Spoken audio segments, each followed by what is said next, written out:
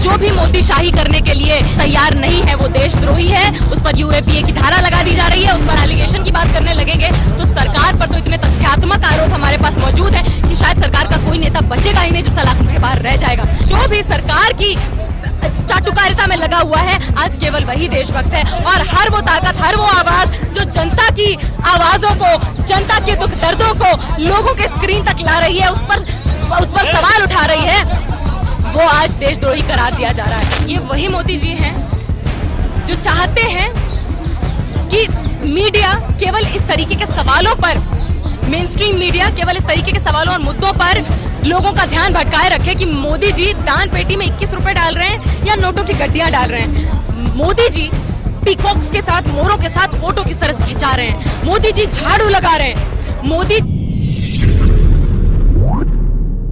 जी का कि अगर हम स्वयं जो कहेंगे ना नार्सिसिज्म, स्वयं की वंदना, स्वयं स्तुति को अगर हम देख ले तो हमें पता चल जाता है किस तरीके से ये पूरा आज जो भी मोदी शाही करने के लिए तैयार नहीं है वो देशद्रोही है। उस पर यूएपीए की धारा लगा दी जा रही है, उस पर ईडी की रेड हो रही है, उस पर सूरज उगने के पहले उसको अरेस्ट कर लिया जा रहा है बिना अरेस्ट वारंट के, और उसको कुचलने की पूरी कोशिश की जा रही है। आप एक बात बताइए, ये जो आरोप लगाए गए हैं कि एनमिटी प्रमोट कर रहे हैं, आईपीसी की धाराओं के क्रिमिनल कंस्पिरेसी का आरोप लगाया गया है, यूएपीए का आरोप लगाया गया है जर्नलिस्ट पर, जिन पर ये छापे पड़े, जिनको हिरासत में लिया गया है बिना किसी वारंट के, बिना किसी ग्राउंड के, केवल एलिगेशन के बेसिस पर एलिगेशन की बात करने लगेंगे तो सरकार पर तो इतने तथ्यात्मक आरोप हमारे पास मौजूद है कि शायद सरकार का कोई नेता बचेगा ही नहीं जो सलाखों के बाहर रह जाएगा। ये वही देश है जब सारे आंदोलन और सबूत मौजूद थे सेक्सुअल हैरेसमेंट के खिलाफ, तो सेक्सुअल हैरेसर्स को नई संसद की नींव रखने के लिए इन्वाइट किया गया था, और वहीं पर लोकतंत्र की जो आवाजें थी यहाँ पर जंतर मंतर पर, अलग अलग जगह पर उनको कुचल के जेलों में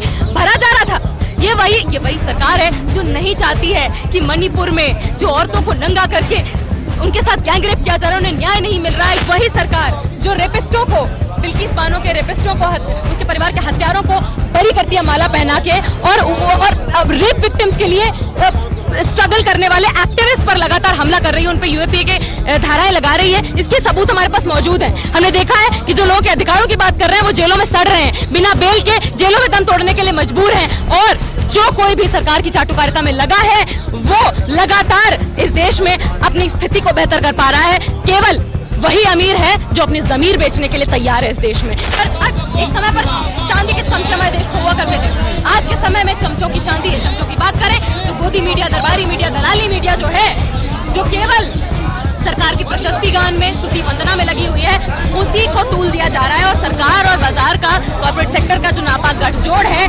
हर जमीर रखने वाली ताकत को या तो खरीद ले रहा है, और जिस स्वर को खरीद नहीं पा रहा है उसको कुचल दे रहा है। उसी धारा में हमें ये न्यूज़ के जर्नलिस्ट पर ये अटैक सामने दिखाई पड़ता है कि जितने भी राजनीतिक दल हैं वो समझ गए हैं कि जो मेरी बहनें हैं असली शक्ति इनके हाथों में है। आज सब आपके वोटों के पीछे दौड़ रहे हैं, तो इसका मतलब है कि आपकी जिम्मेदारी दुगनी हो गई है। किसके प्रति है ये जिम्मेदारी? आपके देश के प्रति, आपके प्रदेश के प्रति तो है ही, लेकिन सबसे बड़ी जिम्मेदारी आपके बच्चों के प्रति है। आप अपने बच्चों का भविष्य मजबूत बनाना चाहती हैं कि नहीं? तो इसके लिए आप सबको, बहनों और भाइयों, बहुत जागरूक रहना पड़ेगा। आप सबको सवाल उठाने पड़ेंगे कि आपके लिए क्या और कौन क्या करता है। और जब आपको दिख रहा है कि छत्तीसगढ़ विकसित हो रहा है, जब आपको भरोसा है छत्तीसगढ़ की कांग्रेस की सरकार में, तो 5 साल और इस सरकार को मौका दो, ताकि आपका प्रदेश और भी मजबूत बने, और भी आगे बढ़े, और पूरा देश आपकी तरफ देखे कि ये मिसाल है।